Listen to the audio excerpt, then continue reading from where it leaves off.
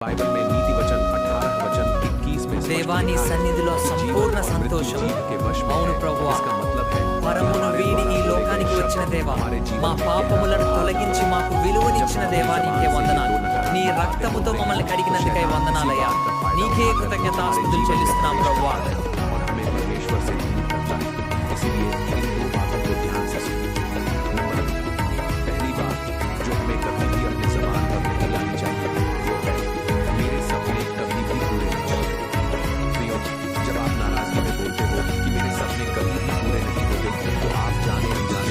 పాపినైన నన్ను చూచి పరము వీడి భూమిలోకొచ్చి ప్రాణాన్నే బలి ఇచ్చి పాపమే తొలగించి.